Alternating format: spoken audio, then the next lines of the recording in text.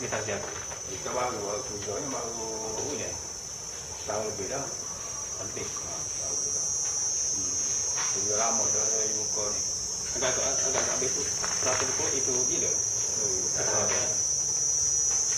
tahun 90. Setiap rumah dan kediaman pastinya perlu memiliki satu set perabot atau lebih yang diletakkan sama ada di ruang tamu maupun tempat istirahat yang dikhaskan barangan terbabit. Bagi keluarga sederhana hanya mampu menghamparkan perabot dan jenis rotan yang ala kadar asalkan dapat dijadikan tempat duduk selain sebagai hiasan dalam rumah. Namun, bagi golongan berada akan membuat tempahan perabot dari syarikat dan kilang terbabit supaya dipasang di beberapa tempat di dalam rumah berkenaan.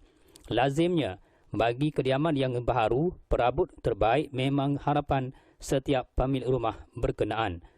Menurut penyelia usaha seni enterprise perabot Muhammad Zulkifli bin Maknur berkata, kilangnya yang terletak di Kampung Kubang Palas, Wakaf Baharu Kelantan memang membuat perabot tempahan khusus untuk keluarga berkenaan dan beliau sentiasa berharap supaya pelanggan datang ke kilangnya.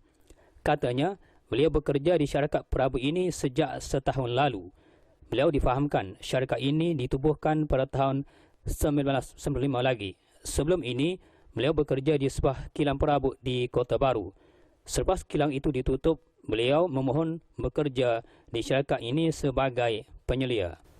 Tambah Zulkifli, di antara barangan perabot yang dihasilkan oleh syarikat berkenaan hanya melibatkan perabot kediaman sahaja seperti kabinet dapur, meja, kabinet bilik, rak buku iaitu melibatkan sebuah rumah. Kira-kira 3 tenaga pekerja dalam syarikat perabotnya itu dan kekurangan tenaga pekerja itu berikutan kekurangan tempahan. Ditanya tentang peranannya di kilang perabot itu, beliau menjelaskan, pada masa dulu beliau bekerja di sebuah kilang perabot di Kota Baru dengan pengusaha Cina. Disebabkan kilang berkenaan ditutup disebabkan masalah tertentu, akhirnya dia memohon kerja di tempat berkenaan dan berjaya. Menurutnya, kilang ini mula menghasilkan barangan perabot apabila mendapat tempahan dari pembeli. Kaki tangan syarikat berkenaan akan ke rumah pembeli untuk membuat ukuran di rumah terbabit sebelum perabot itu dibuat. Setelah selesai membuat ukuran yang sepatutnya, pekerja-pekerja termasuk beliau sendiri akan bertungkus lumus membuatnya dan jangka siap selama 1 minggu. Menurut Zulkifli, tempoh 1 minggu itu meliputi kesemua kerja sebagaimana tempahan pihak pengguna. Lazim katanya, perabot yang ditempah itu siap dalam masa yang dijanjikan. Pada masa ini katanya, pihaknya sedang menyiapkan tempahan seorang pelanggan iaitu menyiapkan tempahan ruang tamu sebuah keluarga. Katanya, berhubung dengan bayaran tentang tempahan itu berdasarkan ukuran meter dan dari situlah pihak kilang perabotnya akan mengenakan bayaran yang agak munasabah tetapi tidak membebankan pelanggan-pelanggannya.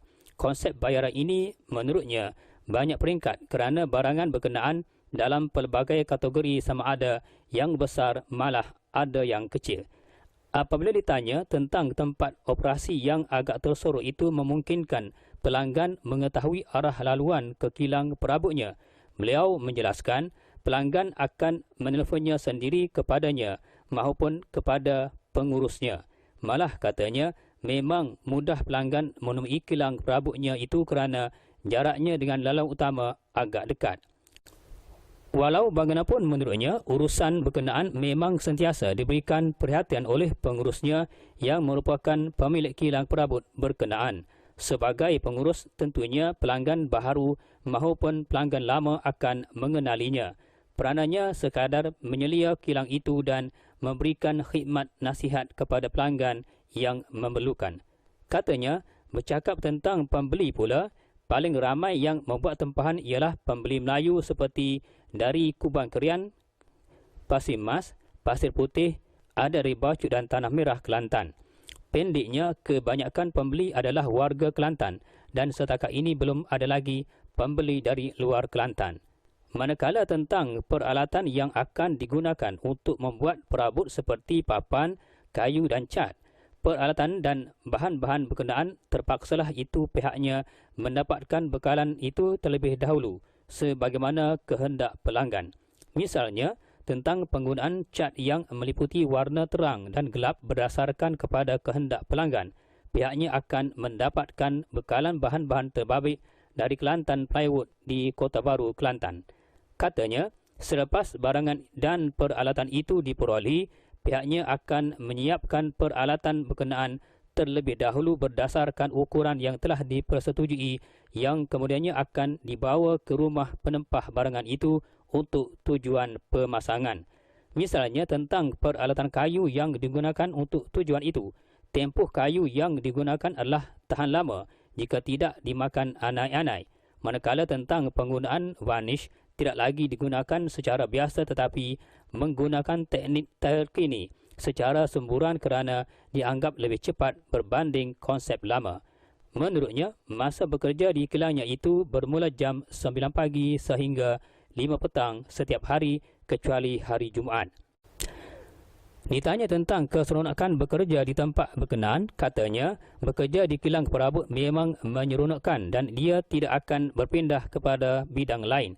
Apatah lagi sebelum ini pun beliau pernah bekerja dengan kilang membuat perabot berbangsa Cina di Kota Baru kira-kira 20 tahun sudah. Tentunya hal berkenaan sudah sebati dengan jiwanya. Cuma apabila beliau bekerja di tempat baharu sekarang, beliau perlu belajar tentang perkara-perkara baharu selama 3 bulan yang mungkin berbeza dengan bekas majikan lamanya.